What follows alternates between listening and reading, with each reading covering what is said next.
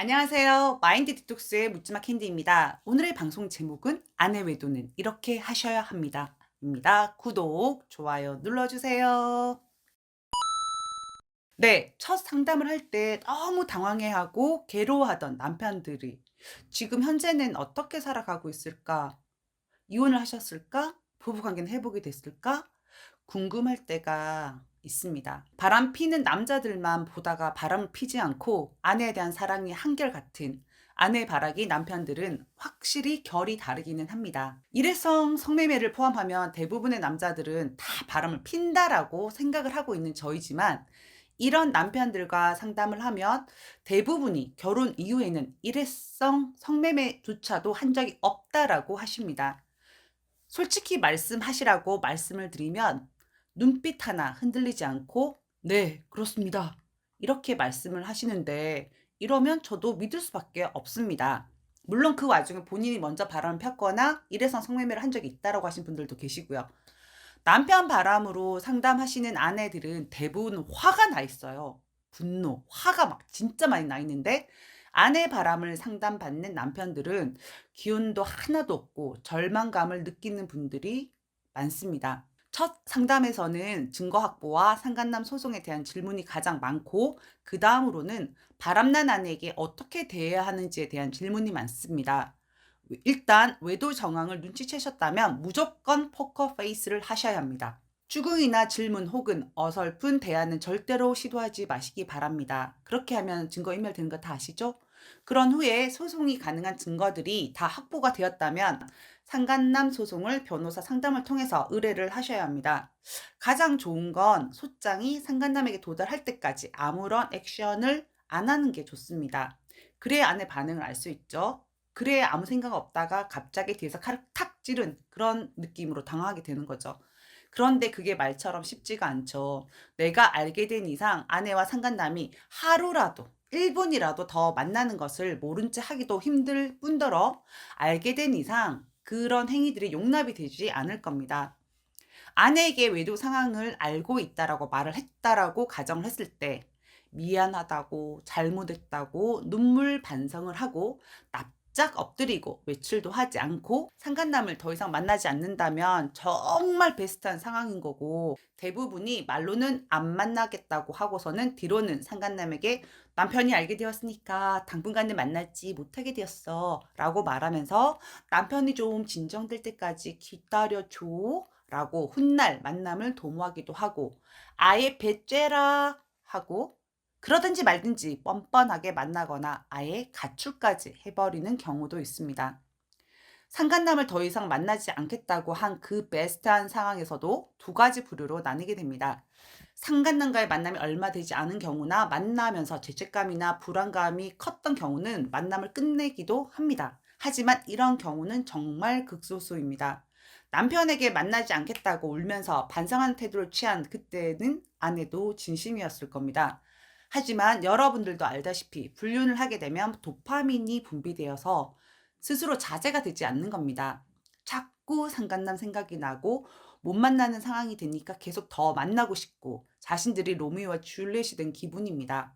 아내의 바람으로 남편들은 죽을 것 같지만 그럼에도 내가 알게 된 첫 번째 바람이고 내 아내는 내가 잘 알기 때문에 내 아내는 다르다. 이런 생각 때문에 바람이나 피는 그런 여자가 아니라고 생각했기에 실수 혹은 그 상간남 새끼가 아내를 꼬셔서 여기까지 왔다는 생각에 용서라는 액션을 취해 주었는데 아내가 그 뒤에서 상간남과 연락을 하고 만남을 계속하고 있었다는 사실을 알게 되면 물불을 가리지 않게 됩니다. 화가 많이 나죠. 이때 아내에게 계속해서 외도 이야기를 꺼내고 책망하고 비난하고 인상을 쓰고 욕을 하고 심지어 폭력을 쓰게 되면 남편이 더 불리하고 더 이 상황이 악화될 수밖에 없습니다. 이와는 반대로 아내에게 잘해주면 마음이 되돌아올 것이라고 생각하고 집안 살림을 하고 청소하고 빨래하고 밥하고 여행을 데리고 가고 비싼 선물을 해주고 잘해주는 분들도 계십니다. 그러면 아내는 남편에게 고맙습니다 라고 생각하는 것이 아니라 지금 현재는 오로지 상간남 생각밖에 없기 때문에 남편을 더 우습게 속으로 생각하게 됩니다. 쥐가 잘나서 내 남편이 저러고 있다라는 착각을 하는 겁니다. 일단 외도를 들키고 나서 아내들이 취하는 태도는 "너 때문이야.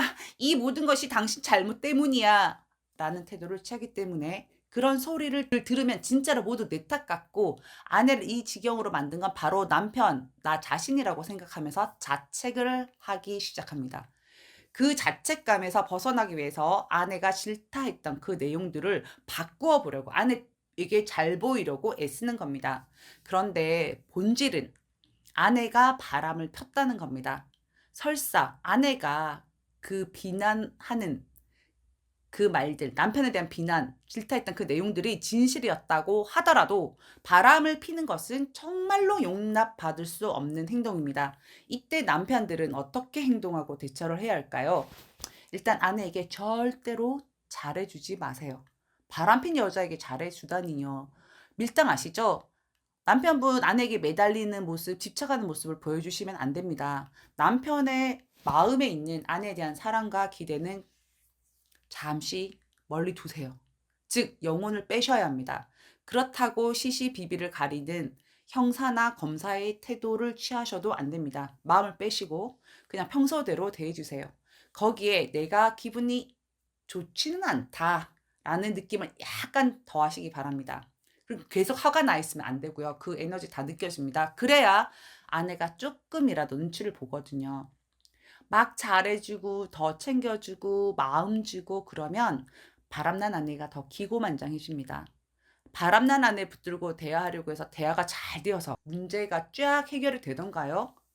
내 안에는 미쳐 있습니다. 다른 말로 미친년. 미친년은 내 말이 들리지 않습니다. 미친년이 하는 말을 듣고 내가 미치게 됩니다. 둘 다 미치면 결국에는 목소리가 높아지고 언쟁, 즉 말싸움이 되는 겁니다. 위로받고 싶고 해명을 듣고 싶고 이유를 알고 싶으시죠? 남편들이 원하는 답을 지금 현재는 들을 수가 없습니다. 그냥 이야기를 하면 할수록 혈압만 높아지고 뒷목을 잡게 될 뿐입니다. 영혼을 빼고 식하게 네가 바람을 폈어도 나는 내 자리에서 묵묵히 내 가정을 지키는 것에 집중한다. 이런 스탠스로 나가셔야 합니다. 아내가 만약에 소송과 상간남 박살 등 여러 과정을 통해서 되돌아왔고 상간남과의 관계가 끝났다면 그냥 가만히 냅두세요. 위에 말씀드린 태도를 지속적으로 취하시는 거 무슨 말씀인지 알겠죠? 내 가정은 내가 지킨다. 그리고 아내로부터 되돌아왔으니까 당장 사과를 받거나 잘못된 행동에 대한 반성하는 태도를 취하겠지? 나한테 엄청 잘해주겠지? 그런 거 기대하시면 안 됩니다. 도파민이라는 게 바로 빠지는 게 아닙니다. 본인은 연애를 하다가 지금 헤어져서 이별의 아픔을 느끼고 있는 겁니다. 죄수 더럽게 없죠. 아내도 자신이 정말로 똥이 된 거니까 끝까지 자신의 옆을 지키고 사랑 운운하면서 끝까지 갈 것이라고 생각했던 상간남이 연락도 끊기고 주랭랑을 쳤다면 더 비참하겠죠. 눈에 눈물이 디글디글해서 소파에 널브러져서 무기력한 태도를 보인다면 그냥 가만히 냅두세요. 2, 3개월이 지나서 도파민이 다 빠지고 원래의 모습으로 원래의 정신으로 되돌아왔다면 일단 음식을 만들고 청소를 하고 남편의 눈치를 보고 아내의 행동과 태도가 변하기 시작할 겁니다. 그리고 남편에게 조금씩 다가올 거예요. 눈빛도 예전의 눈빛으로 되돌아올 겁니다. 이때가 되어야 내가 미쳤었지. 아, 진짜 너무 쪽팔려. 라고 후회하게 됩니다. 남편에게 잘하더라도 이미 남편의 아내분은 바람을 핀 여자이고 주홍 글씨가 새겨진 겁니다. 예전처럼 아무런 이유 없이 무조건 사랑해 주지 마시고 마음을 다 주지 마세요. 적당껏 거리를 두시고 아이들의 엄마 정도로만 대해주세요. 내 아이를 키워주는 여자. 반성하는 태도나 눈치를 보는 태도가 최소 6개월 이상 지속이 되면 남편의 마음도 아주 조금은 괜찮아질 거예요. 외도 상황을 물론 뭐 죽을 때까지 안 잊혀지긴 합니다. 네, 그리고 정상적으로 괜찮아지고 한 2, 3년 그리고 좀 빨리 회복된다면 네, 빨리 회복이 된다면 한 6개월. 네. 외도 상황을 정리하는 데는 시간이 약입니다. 참 미련한 말 같죠. 그런데 이 과정을 제가 다 겪고 나니까 그게 정답입니다. 뭐 아무리 내가 현명하고 똑똑해서 착착착착 해결한다 하더라도 시간이 필요합니다. 네. 이건 정말입니다. 그래서 성급하게 외도한 아내가 용납되지 않는다고 전 저런 여자랑 살지 못합니다. 이혼하겠습니다. 와이프가 뭐 이혼 요청한 것도 아닌데 와이프는 이혼 못한다고 울며 불며 매달리는데 이혼하겠다고 난리 치시는 남편분들이 있는데요. 남편분들 배가 부른 거예요. 진짜 내 아이의 엄마라는 이유만으로 다른 어떤 여자보다 더 나은 거고요. 이혼이 그렇게 쉽습니까? 그럼 이렇게 묻죠. 켄지님 이혼했는데 행복하다고 했잖아요. 여기까지 오기까지 얼마나 많은 시간과 아픔이 있었는데요. 저는 이혼보다는 같이 사는 거를 추천하고요. 다만 그 결혼 생활, 외도 상황 이전부터 남편이나 아내분이 상대 배우자 때문에 색깔을 잃어가고 아파하셨고 상처가 있다면 그건 이혼하셔야죠.